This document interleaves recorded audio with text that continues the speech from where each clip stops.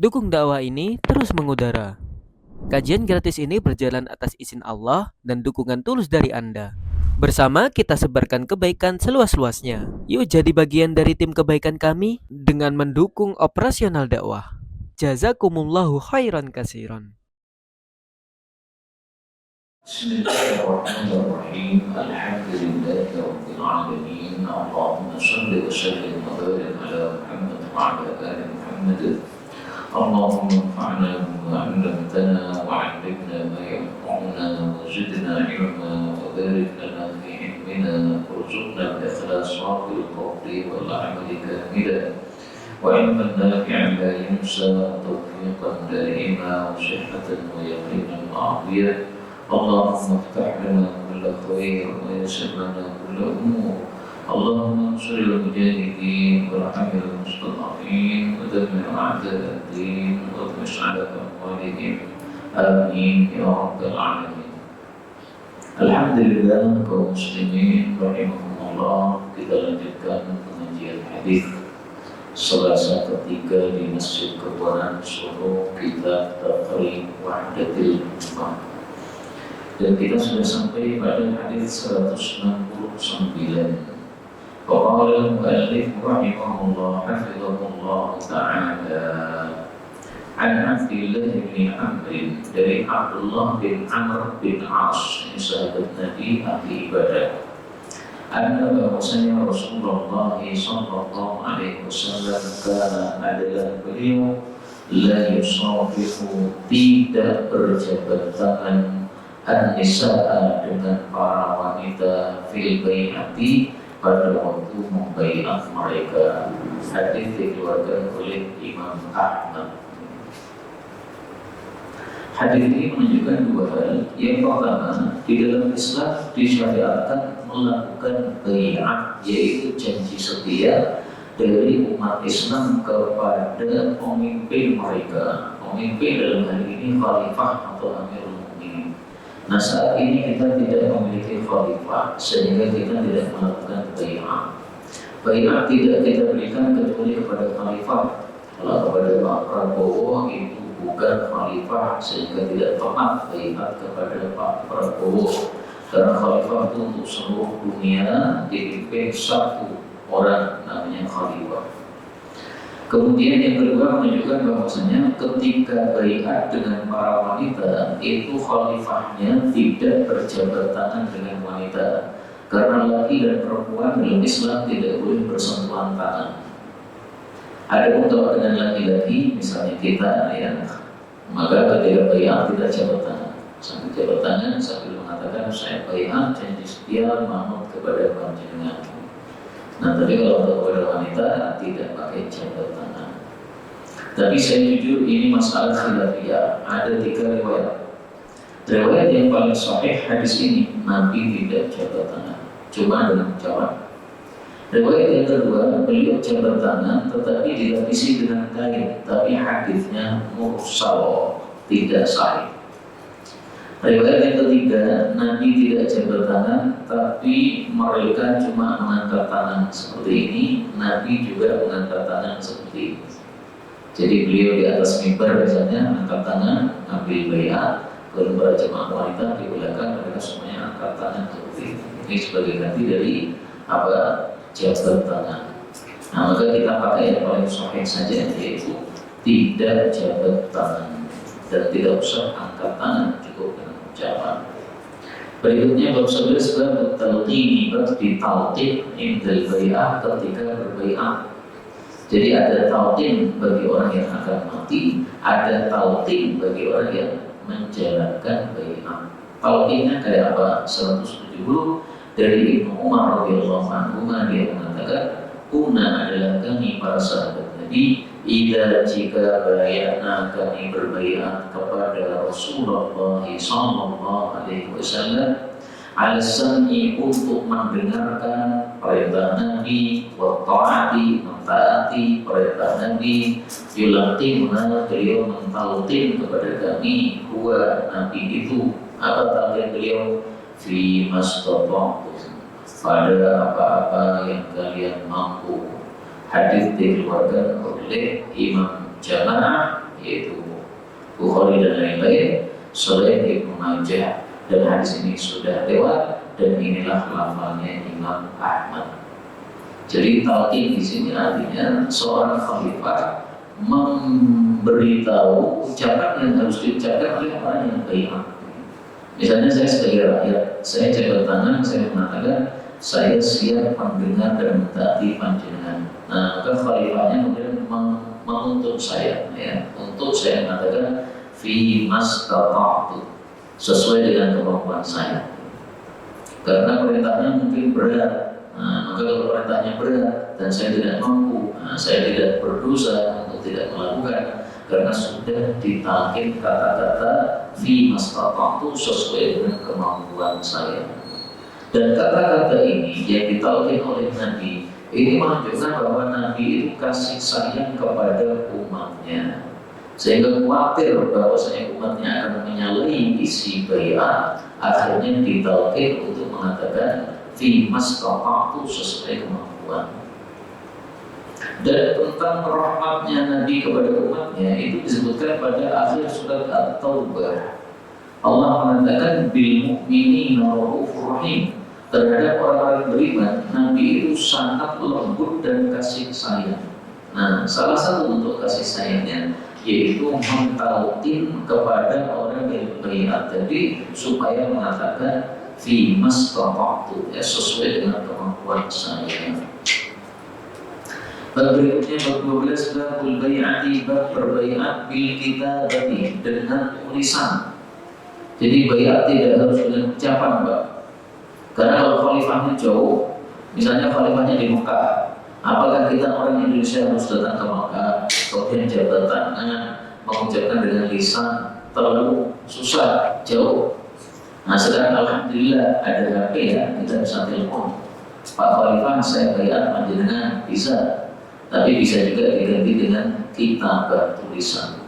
Nah, sehingga khalifahnya tinggal mencantumkan nomor WA-nya, disebar ke seluruh dunia. Saya khalifah untuk seluruh dunia, silakan yang mau bai'at kirim WA ke nomor ini. Nah, tinggal kirim WA kita. Nah, ratusan ribu atau jutaan WA nanti akan masuk ke nomor dia. 171 An Abdillah bin Dinar, dari Abdullah bin Dinar, bahwasanya Abdullah bin Umar kata menulis ila kepada Abdul Malik bin Marwan. Abdul Malik ini sebagai khalifah pada waktu itu. Yubayyuhu, membaiat kepada Abdul Malik. Fakatakan, maka dia menulis ilaihi kepadanya. Tulisannya apa? Bismillahirrahmanirrahim. Ini bukti atau dalil bahwasanya surat itu hendaklah dimulai dengan Bismillahirrahmanirrahim. Sama dengan tulisan Quran, ya, dimulai dengan Bismillah. Tulisan ilmu dimulai dengan Bismillah. Karena itu saya kurang cocok ketika ada sebagian penceramah itu menyebarkan tulisan kepada majelis, kepada jamaah yang mengikuti pengajian, tapi tulisannya dari awal sampai akhir itu tidak ada Bismillahnya. Mestinya Bismillahnya di awal, Bismillahirrahmanirrahim, sesuai dengan sunnah Rasulullah SAW yang juga diikuti oleh ini Ibnu Umar. Setelah Bismillah kemudian amma ba'du, adapun setelah Bismillah li Abdul Maliki Amirul Mukminin, ini surat kepada Abdul Malik, pemimpin seluruh kaum mukminin, maka disebut Amirul Mukminin atau Khalifah. Min Abdillah bin Umar, dari Abdullah bin Umar. Nah, kalau ini cara menulis surat seperti ini tidak sesuai suratnya Nabi. Kalau suratnya Nabi itu dari saya kepada Anda, bukan dibalik, kepada Anda dari saya. Nah, ini terbalik, Pak. Tapi ya tidak sampai dosa, ya. Tapi lebih utama kita kalau menulis surat itu persis dengan suratnya Nabi, dari Muhammad kepada Fulan bin Fulan. Kalau tidak dibalik, seolah-olah kita memuliakan orang yang kita tulisi surat lebih daripada kita memuliakan diri kita sendiri. Nah, sehingga disebutkan nama orang yang kita surati tadi. Nah, membalik seperti ini sebenarnya adat kebiasaan orang-orang Ajam. Kalau Nabi SAW, karena dia orang Arab, Maka sesuai kebiasaan beliau tulis nama dulu, siapa penulis surat, baru kemudian siapa yang dituju. Salamun alaika, mudah-mudahan selamat untukmu. Ini menunjukkan bahwa ucapan salam tidak harus assalamu alaika, ya, boleh juga salamun, karena ada hadisnya yang sahih seperti itu. Jadi ketemu assalamualaikum, nah, boleh. Tidak harus assalamualaikum. Fa ini maka sesungguhnya saya ini ahmadu ilaika Allah, memuji Allah kepada Anda, alladzi la ilaha illahu, yang tidak ada Tuhan selain Dia. Wa ukiru, dan saya mengakui laka untuk Anda sebagai khalifah bisam'i, mendengarkan, wa ta'ati, dan mentaati, ala sunnatillah, di atas sunnahnya Allah, maksudnya perintahnya Allah, wa sunnati Rasulillah, dan sunnahnya Rasulullah SAW. Jadi kita disuruh mentaati khalifah itu atas perintah Allah. Di mana itu? Dalam Al-Quran pada surat An-Nisa ayat 59 Allah mengatakan wa atii'ur rasula wa ulil amri minkum. Taatilah kepada Rasulullah dan taatilah kepada ulil amri, yaitu para pemimpin umat Islam. Dalam hal ini para khalifah.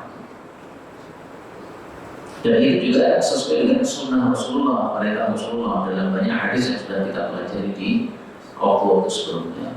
Kemudian terakhir, fi mastata'tu, sesuai dengan kemampuan saya mentaati Anda sebagai khalifah. Ini dalil bolehnya berbaiat kepada khalifah dengan tulisan, tidak harus dengan musyafahatan atau ucapan langsung bertatap muka dengan khalifah. Hadis ini dikeluarkan oleh Imam Bukhari dan Malik dan Baihaqi, dan ini lafalnya Imam Baihaqi. Berikutnya yang ke-13, berbuman, tentang orang yang berbaiat marrataini, 2 kali. Boleh gak baiat 2 kali? Sudah pernah baiat, kemudian baiat lagi untuk menguatkan baiat tersebut. Jadi dikuatkan dengan diulang-ulang lagi baiatnya. 172. An Salamah, dari Salamah bin Aqwa, sahabat Nabi yang terkenal jago lari. Qala, dia mengatakan, bayatna, kami membaiat an-Nabiyya sallallahu alaihi wasallam tahta, di bawah asyajarati, pohon namanya pohon Samra. Faqala li, lalu Nabi sallallahu alaihi wasallam bersabda kepada saya, ya Salamah, wahai Salamah, ala tubai, apakah kau tidak baiat? Untuk saya mengatakan, ya Rasulullah, qad bayat, saya sudah bayat fil awal, di awal. Jadi ada misalnya 2 gelombang. Nah, gelombang pertama saya sudah ikut. Bayatkan satu-satu, Pak. Salaman kepada khalifah, mengatakan saya bayat, kemudian ganti yang lain. Nah, dia sudah di urutan awal. Kemudian di akhir, maka Nabi menegur, kok kamu enggak bayat? Nah, kata Salaman, sampun ya Rasulullah, saya termasuk yang awal tadi. Qala, beliau mengatakan wa fi tsani, dan pada kali yang kedua silakan diulang lagi. Nah, ini menunjukkan bahwa baiat boleh diulang-ulang. Kalau khalifahnya menginginkan kita baiat 2 kali, 2 kali. Ini sama dibaiat oleh Nabi 2 kali, mungkin karena Salamah ini ahli perang yang handal. Nah, sehingga disuruh untuk memperbaiki baiatnya. Kamu betul-betul mau taat kepada saya, disuruh perang dalam kondisi apapun kamu taat, karena kekuatan kamu ini dibutuhkan di dalam peperangan. Nah, akhirnya dia dibaiat 2 kali. Hadis dikeluarkan oleh Ahmad dan Bukhari, dan ini lafalnya Imam Bukhari. Dan dari sini kita ambil pelajaran bahwa Salamah bin Aqwa termasuk sahabat Nabi yang punya fadilah yang besar, sehingga oleh Nabi secara khusus disuruh untuk mengulang lagi baiatnya, ya, supaya apa? Dia betul-betul sangat-sangat mentaati Nabi SAW pada apapun yang diperintahkan oleh Nabi SAW. Berikutnya 173 dari Zuhri. Zuhri itu namanya Abdullah bin namanya adalah Muslim, namanya adalah Muhammad bin Muslim bin Abdullah bin Ubaidillah. Akhbarnya, dia mengabari kepada saya Anas bin Malik radhiyallahu anhu. Jadi Zuhri berkata dari Anas, Anas bahwasanya Anas sami'a mendengar khutbahnya Umar, Sayyidina Umar al-akhirah, khutbah yang terakhir. Hina ketika jalasa dia duduk ala mimbar, di atas mimbar. Wadhalika dan kejadian itu al-ghadu esok hari min yaumi tuwfiyan Nabi sallallahu alaihi wasallam, dari hari wafatnya Nabi sallallahu alaihi wasallam. Di sini tertulis yaumin, ini menurut saya salah ya. Maksudnya adalah yaumi tanpa tanwin, karena ini susunannya susunan idhofah. Fatasyahada lalu dia bertasyahud. Nah, ini menunjukkan bahwa khutbah itu dimulai dengan tasyahud. Seandainya khutbah tidak dimulai dengan tasyahud, maka menyelisih sunnah Rasulullah SAW. Beliau bersabda, kullu khutbatin laisa biha tasyahudun, setiap khutbah yang tidak ada tasyahudnya, fahiya kaliyatil jazma, maka khutbah itu seperti tanah yang putus. Tanah yang putus manfaatnya tidak banyak. Nah, maka khutbah tanpa tasyahud manfaatnya kurang banyak. Karena itu saya sebenarnya merasa heran terhadap mazhab Syafi'i yang tidak menyebutkan tasyahud sebagai rukun khutbah, padahal fungsinya seperti tanah. Manusia tanpa tanah ya tidak banyak manfaatnya, tanahnya putus. Wa Abu Bakar waktu itu samitun, diam, la yatakallam, tidak bicara. Qala Umar mengatakan, kuntu adalah aku arju berharap ayat Isya bahwasanya masih hidup Rasulullah SAW hatta sehingga yadhuruna, beliau meninggalkan kami. Yadhuruna, beliau di akhir kami. Yuridu bidzalika, yang beliau maksud dengan ucapan itu adalah ayyakuna, bahwasanya adalah Nabi akhirahu, paling akhir yang wafat di antara umat Islam. Jadi kata Sayyidina Umar, sebenarnya saya itu pengennya Nabi Muhammad itu matinya terakhir, kita dulu mati duluan. Tapi faktanya Nabi Muhammad sudah mati dahulu kita. Fa iyyakum Muhammadin, maka jika adalah Nabi Muhammad itu sallallahu alaihi wasallam qad mata, sungguh telah mati, fa inna Allah Ta'ala, maka sesungguhnya Allah Ta'ala qad ja'ala, telah menjadikan baina adhirikum, di tengah-tengah kalian, nuran, sinar tahtaduna bihi, yang kalian mendapatkan hidayah dengannya. Yang dimaksud nuran, sinar, ini maksudnya adalah Al-Quran. Kenapa Al-Quran disebut nuran, sinar? Karena dia menunjuki manusia dari kegelapan kesesatan. Jadi sinarnya itu sinar hidayah, sehingga bukan seperti sinar lampu ya.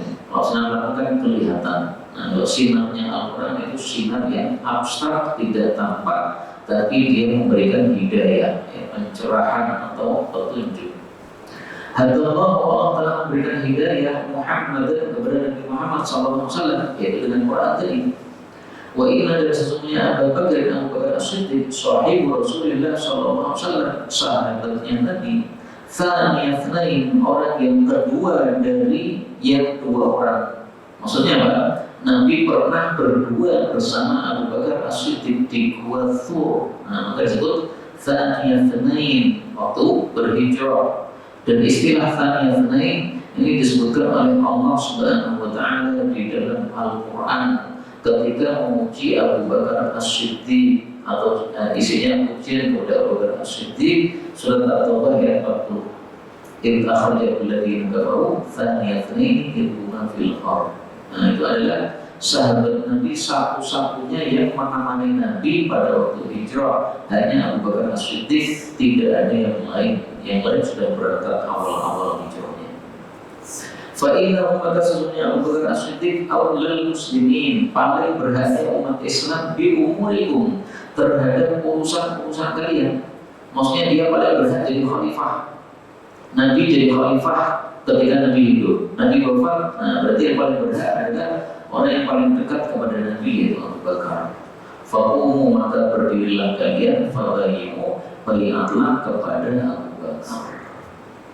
Jadi di dalam Islam itu ada syariat namanya apa? Khilafah. Khilafah itu apa? Umat Islam seluruh dunia dipimpin satu orang, khalifah. Kalau khalifahnya mati, diganti khalifah berikutnya. Maka Rasulullah wafat diganti Abu Bakar. Abu Bakar wafat diganti Umar. Umar wafat diganti Utsman. Utsman wafat diganti Ali. Terus sampai akhir zaman. Mestinya ada khilafah. Sekarang sudah dihapus oleh Kemal Atatürk, orang Turki yang ngawur gitu. Nah, maka Kemal ini mudah-mudahan dapat siksa dan kuburannya setimpal dengan tingkah dia yang menghapus khilafah yang mestinya ada di tengah-tengah kaum muslimin. Dan inilah inti perbedaan antara Ahlus Sunnah dan orang-orang Syiah. Satunya imamah, satunya khilafah. Jadi orang ditanya apa sih inti perbedaan? Inti, perbedaannya banyak. Tapi intinya perbedaan ini, para Ahlus Sunnah itu adalah pengusung khilafah. Sementara Ahlus Syiah itu adalah pengusung imamah. Apa maksudnya imamah? Imamah itu maksudnya setelah Nabi wafat, maka ada 12 imam yang pastinya berhak mengganti Nabi SAW. Nah 12 imam itu mereka sudah punya daftarnya Pak. Ali, Hasan, Husain atau yang lain saya tidak tahu. Nah itu namanya Pak imam. Kita Ahlus Sunnah punya pemahaman khilafah. Jadi yang paling berhak menjadi pemimpin setelah Nabi siapa? Bukan Ali, kemudian Hasan, Husain, bukan imam 12 bukan. Tapi khalifah yang biasa kita sebut namanya itu sebagai khalifah, Abu Bakar, Umar, Utsman, Ali dan seterusnya. Maka intinya di sini ya, yang mengusung khilafah berarti Ahlus Sunnah, yang mengusung imamah berarti Ahli Syiah. Sehingga saya merasa heran Pak. Ini buku ditulis oleh Ustaz Mudzakkir, katanya beliau Syiah. Lah Syiah kok mengusung khilafah? Namanya mengusung khilafah itu Ahlus Sunnah. Berarti orang-orang nggak paham apa itu Sunnah, apa itu Syiah. Inti dasarnya di sini. Jadi mulai pecahnya itu di sini Pak. Abu Bakar yang terpilih khalifah, yang tidak setuju itu namanya apa? Syiah. Yang setuju itu namanya Ahlus Sunnah. Nah, setelah itu perbedaannya merembet kemana-mana banyak. Tadi perbedaan inti di sini, perbedaan awal sumbernya di sini. Kita lihat. Bahkan adalah ta'ifatun, ada sekelompok minhum dari umat Islam qabla yang sudah membaiat Abu Bakar qabla dariha, sebelum itu fi Saqifati Bani Sa'idah, di Saqifah Bani Sa'idah. Saqifah itu tempat yang dikasih atap. Jadi gampangnya kalau sekarang ya apa ya, tempat rehatnya orang-orang di depan rumah. Ya, seperti ini di samping masjid ya, ada tempat longgar dikasih atap namanya Saqifah. Wakan adalah bayatul amah, bayatnya seluruh umat Islam ala mimbar, di atas mimbar. Jadi bayatnya bukan Abu Bakar As-Siddiq sudah dibayat oleh sekelompok kecil sahabat-sahabat Nabi, tokoh di Saqifah Bani Sa'idah. Nah setelah sah jadi khalifah, dan besoknya Abu Bakar As-Siddiq dibayat lagi di atas mimbar, di atas apa? Bersama seluruh jemaah kaum muslimin di sholat jemaah. Kalau Zuhri, Imam Zuhri mengatakan dari Anas bin Malik, saya mendengar Umar mengatakan kepada Abu Bakar yauma idzin pada hari itu, Is'ad, naiklah wahai Abu Bakar al-mimbar, ke mimbar. Jadi Abu Bakar didorong oleh Umar, kamu naik mimbar. Karena kamu sudah sah jadi khalifah, sementara yang bayat baru sedikit, baru tokoh-tokoh saja. Nah sekarang panjenengan naik mimbar supaya nanti bisa dibayat oleh seluruh umat Islam dengan mudah. Ya, karena orangnya di atas dan mudah untuk apa? Disalami satu persatu. Nah mari kita lihat gambaran mimbar Nabi Muhammad SAW yang dinaiki oleh Abu Bakar As-Siddiq sehingga orang-orang bayat di situ. Ini ada satu foto-foto yang saya kumpulkan untuk menggambarkan hal-hal yang penting untuk kita ketahui tentang apa namanya hal-hal yang disebutkan dalam hadis. Nah ini mimbar Nabi. Ini namanya juga anak saya jadi lupa ini. Jadi mimbarnya Nabi Pak. Sketsanya seperti ini, panjangnya 125 cm, kemudian tingginya 171 cm, kemudian ada 3 tangga, 2 tangga untuk naik, 1 tangga untuk duduk. Nah, yang untuk naik ini cuma lebarnya 30 cm karena hanya untuk kaki. Ada pula yang untuk duduk ini lebarnya 65 cm. Nah, sebenarnya kalau mau buat mimbar, nah maka paling bagus ya seperti mimbarnya Nabi ini, Pak. Sederhana, cuma ada 2 tangga naik, tangga 1 lagi. Tidak seperti mimbar panjenengan ini. Ini mimbarnya mirip gereja, Pak. Mirip tok ya, tapi tidak sama. Nah, sehingga mimbar seperti ini ya boleh, tapi lebih bagusnya kalau persis dengan mimbarnya Rasulullah Sallallahu Alaihi Wasallam. Insya Allah saya kapan-kapan akan membuat mimbar yang persis dengan mimbarnya Nabi Sallallahu Alaihi Wasallam untuk masjid kita, Masjid Al-Sufah. Baik, jadi Abu Bakar kira-kira duduk di atas sini, nah, kemudian dibayar oleh para sahabat-sahabat. Falam yazal bihi, maka tidak henti-hentinya Umar itu menyuruh Abu Bakar hatta su'ida, sampai akhirnya dia naik al-mimbar ke mimbar. Fabaya'an nas, maka membayar beliau seluruh manusia amatan secara umum. Hadis dikeluarkan oleh Imam Al-Bukhari. Jadi kaum muslimin rahimahullah, bahwasanya baiat itu adalah satu ajaran Islam yang sudah pasti, tidak ada perselisihan pendapat di antara para ulama tentang ajaran baiat ini. Hanya saja baiat itu diberikan kepada khalifah atau amirul mukminin. Dan khalifah itu hanya boleh ada 1 di atas muka bumi, tidak boleh ada 2. Karena itu, kalau Pak Prabowo itu diangkat sebagai khalifah bagi umat Islam, sangat tidak sesuai dengan ajaran Islam. Kenapa? Karena berarti khalifahnya ada banyak, Pak. Saudi dikhalifai oleh Muhammad bin Salman, kemudian Turki dikhalifai oleh Erdogan, Indonesia dikhalifai oleh Pak Prabowo. Berarti bukan khalifahnya. Khalifah itu seluruh dunia, satu saja. Lalu Pak Prabowo kalau bukan khalifah itu apa? Yaitu namanya pemimpin Indonesia. Loh, bedanya pemimpin Indonesia dengan khalifah apa? Kalau khalifah itu hanya ngurusi umat Islam, ya orang-orang kafir itu bukan rakyatnya. Dan kalau pemimpin Indonesia, nah itu ngurusi semuanya, Pak. Di Indonesia itu ada Hindu, ada Buddha, ada Yahudi, ada Nasrani, ada Muslim. Nah, semuanya ini diurusi oleh pemimpinnya Indonesia. Sehingga ajaran khilafah ini sama sekali tidak bertentangan dengan kepemimpinan Indonesia. Karena sebagian orang itu menganggap khilafah ini orang-orang Indonesia. Orang-orang gimana? Nggak ada kaitannya. Silahkan Indonesia berjalan sesuai dengan aturan Indonesia, silahkan. Khilafah berjalan sendiri, tidak akan ada tabrak-tabrakan atau pertentangan, nggak ada.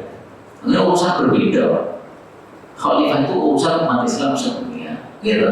Sementara Indonesia ini urusan orang Indonesia. Jadi nggak ada kaitannya, nggak bertentangan. Sehingga jangan dibuat seolah-olah ajaran khalifah, ajaran khilafah itu ajaran yang menakutkan agar merusak, memecah belah Indonesia. Nggak ada kaitannya sama sekali. Silakan Indonesia berjalan, sudah ada pemimpinnya. Nanti khilafah akan berjalan sendiri. Itu urusan yang berbeda, bukan urusan yang bertabrakan, sehingga nggak perlu dikait-kaitkan.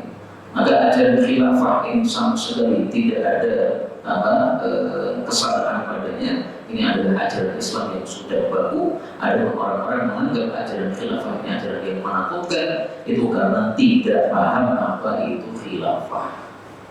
Asalnya di Indonesia itu HTI dibubarkan karena mengajarkan khilafah. Padahal tidak menakutkan sama sekali. Khilafah itu tidak untuk melengsarkan Pak Prabowo, tidak. Pak Prabowo biar jadi presiden, biar aja, silahkan. Waktu itu dia mengurusi Indonesia, bukan mengurusi seluruh dunia. Nah, maka nanti pada bab berikutnya akan dibahas idza bui'a, kalau dibaiat li khalifatain, untuk 2 khalifah, gimana ini? Khalifah kan mestinya 1 seluruh bumi. Lah ini kok malah ada 2 khalifah, ini gimana mengatasinya? Itu akan dibahas pada bab berikutnya. Ringkasnya saya berikan kuncinya. bahwa kalau ada dua khalifah maka satunya penggal lehernya. Yang sah menjadi khalifah cuma satu, yang pertama. Khalifah yang kedua tidak sah, berarti dia ingin melengsarkan khalifah yang pertama, penggal lehernya. Nah ini kan nggak berkaitan dengan Indonesia, Pak. Indonesia menjadi presiden Indonesia silahkan, nggak akan dipenggal lehernya, nggak ada kaitannya sama sekali. Jelas gitu.